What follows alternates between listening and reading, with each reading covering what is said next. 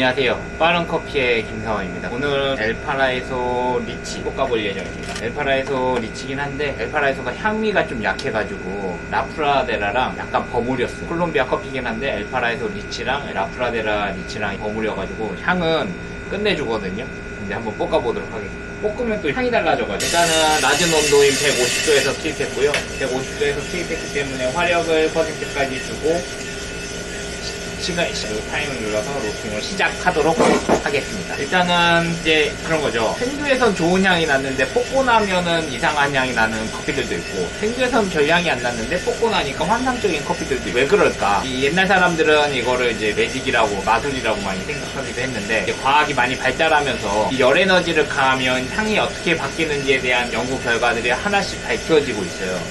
그러니까 대표적인 게 메일야드라는 사람인데, 이 메일야드 반응이라고 로스팅을 하게 되면 익히는 과정 중 하나예요. 우리가 요리를 했을 때 일정 온도가 되면 색깔이 바뀌잖아요. 그게 설탕이 타면서 바뀌는 건데, 여기에 여러 가지 아미노산 결합하면서 다양한 향들로 나타나더라. 이거를 이제 밝혀낸 학자가 메일야드고, 그래서 이 반응이 일어나는 온도를 메일야드라고 이야기를 해요. 보통은 메일야드는 160도에서 이루어진다라고 알려져 있는데, 이게 꼭 160도는 아니고 어떤 레인지, 커피로 보자면은 이제 노란색이 되는 어떤 시점에서 그런 메일야드 반응이 일어나는 건데, 그래서 160도 노란색이 돼요. 제가 한 번씩 이게 샘플 부분 빼서 향을 맡아보잖아요. 그 메일야드 반응을 통해서 우리가 최종 커피인 향이 어떻게 날지를 대략 유추하는 거예요. 근데 이런 게 있어요. 메일야드 반응인데 당과 여러 가지 아미노산들이 결합을 하는데, 어떤 아미노산은 낮은 온도에서 반응하는 게 있고, 어떤 거는 높은 온도에서 반응하는 것들이 있어요. 그리고 어떤 거는 하나의 군집처럼 이루어지는 것들도 있고. 근데 세밀하게 연구 결과가 발표되지 않은 거는 이런 작은 단위 마이크로, 그러니까 작은 단위 향 분자가 어떻게 이 향이 나게 되는지, 몇 도에서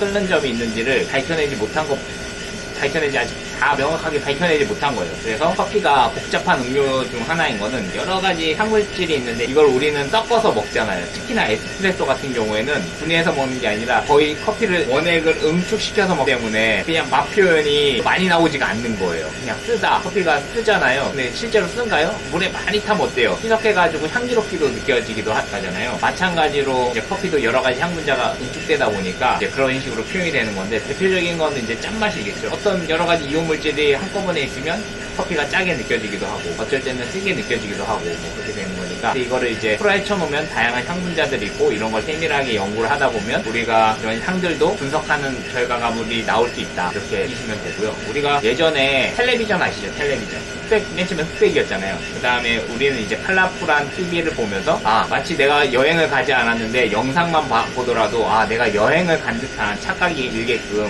TV 화면이 커지고 색감이 다양해지고 있잖아요. 이 향들도 마찬가지로 우리가 메타버스 시대에 오게 되면, 우리가 빵집을 지나가지 않아도 메타버스 안경을 쓰고 왔다 갔다 하면 이제 거기서 빵 분자의 향이 나오면서 빵집 근처에 빵집이 있나 이런 생각이 들게끔 만들 수도 있는 거죠. 가상현실 속에 이미 하면은 되니까. 청각되냐. 오래전 음악을 잘 레코딩해가지고 지금 들으처럼 이 향도 연구가 계속 발달되다 보면 우리가 TV처럼 그냥 어떤 특정한 향을 맡을 수가 있는 거예요. 그래서 마치 거기에 가지 않아도 그런 향들이 나게 만드는 것들 중 하나일 거라고 생각합니다. 그래서 향은 아직 개발할 게 많고요.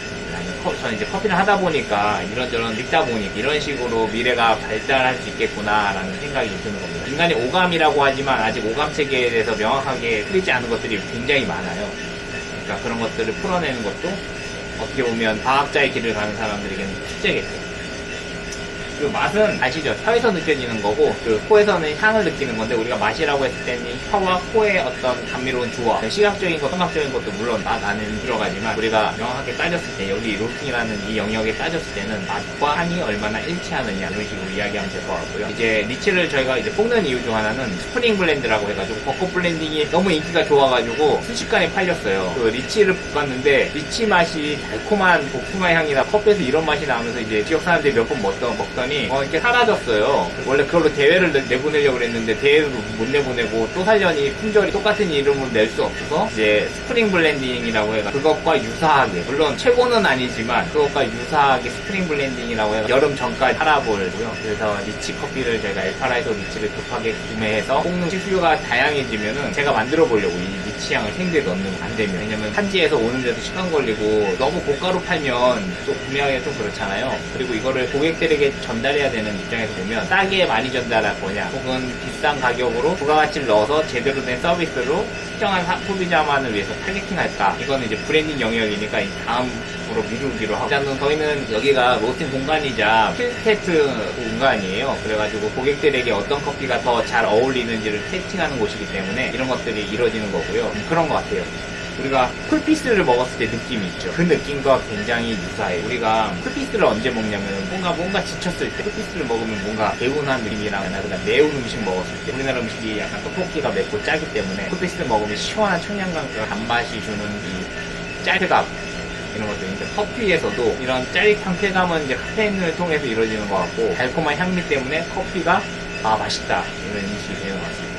그러면서 이제 164도, 아까 말한 제가 메일리아드 학자 이름 이야기했잖아요. 그 메일리아드 반응이 지금 이루어지고 있는 것 같고, 이 메일리아드 반응에서 어떤 향이 나는지 한번 맡아보도록. 된장향이 나면서 과일향도 나요. 과일향이 많이 옅어졌거든요. 대신에 된장향이 많이 나는 거 보니까 이거는 누룩균이나 이런 걸로 발효를 하지 않았나, 이런 생각이 조금 들고요. 그렇다고 누룩향이 많이 나는 건 아니에요. 그 누룩으로 발효한 커피도 있는데, 제가 나중에 그거 볶아볼 일이 있으면 볶아볼게요. 그 누룩향으로 발효한 거는 청국장 냄새가 나요. 근데 제가 개인적으로 청국장 싫어하거든요. 청국장 싫어해가지고 안 볶아놓고 있는 건데, 혹시나 구독자분들 중에 청국장 좋아하시는 분 있으면 제가 청국장 커피를 하나 드릴 수 있으니까 그 영상 컨텐츠 하나 만들고 제가 500g 볶아가지고 택배비만 주시면 제가 한번 보내드리겠습니다.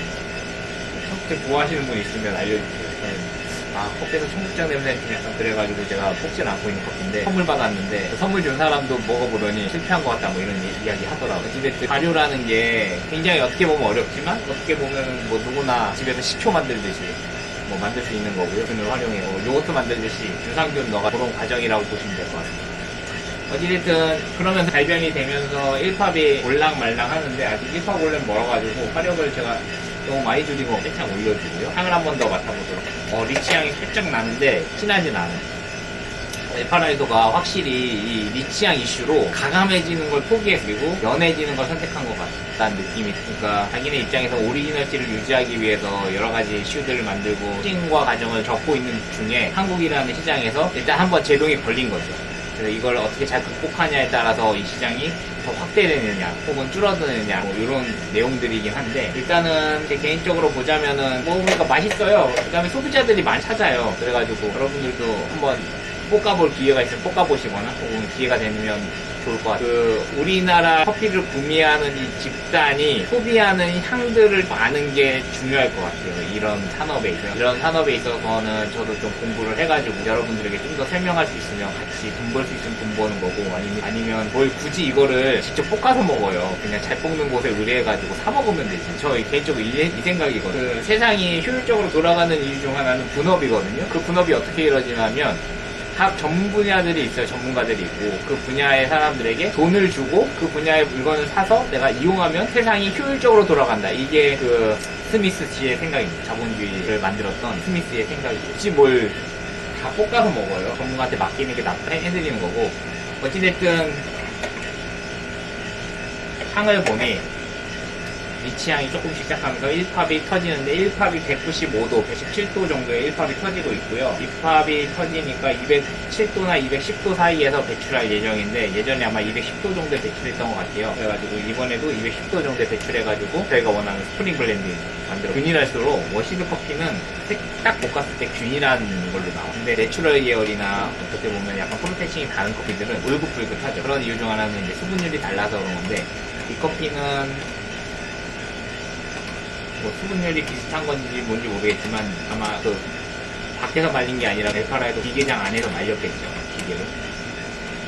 이 말리는 것도 속도가 중요해요. 일주일에 말리냐, 10일에 말리냐, 15일에 말리느냐, 뭐 이런 것들이 중요한데, 제가 예전에 뭐 자료를 몇 번 찾다가 느낀 건 뭐냐, 로스팅 시간과 비례할 좋다라고 말하고, 만약에 로스팅 시간이 전체 15분 걸려요. 그럼 15일에 말리는 게 좋고, 만약에 로스팅 시간이 뭐 10분이에요. 10일 안에 내가 원하는 10%의 12%의 수준으로 말리는 게 낫다. 뭐 그런 이야기들이 있는데, 뭐 잘은 모르겠지만, 제가 핑들을 프로세싱하는 사람은 아닌데, 리치향이 확실히 더 납니다. 메일리아드 반응일 때 향이 안 났다가 팝이 터지면서 리치향이 확실히 나고요. 리치향이 확실히 나는 건 이 컵에 태우면 안 되겠죠.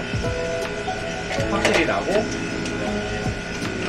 세게 터뜨리고 있으니까 수업은 끝난 것 같은데 이벤트 지금 9도에서 제가 배출하겠습니다. 예전보다 1도 빠른 거고요. 조금 연한 게 1탑이 어떤 거 터지면서 떨어지는 것들도 몇 개 있습니다. 일단은 색깔이 조금 연하지만 이 커피가 향미가 뛰어나다면 블렌딩이 이제 훌륭할 거 아닙니까? 그래서 훌륭하게 잘 볶아진 것 같은 느낌은 드는데 한번 제가 그 스프링 블렌딩을 만들어 놓고 나중에 알려드리도록 하겠습니다. 시청해 주셔서 감사합니다.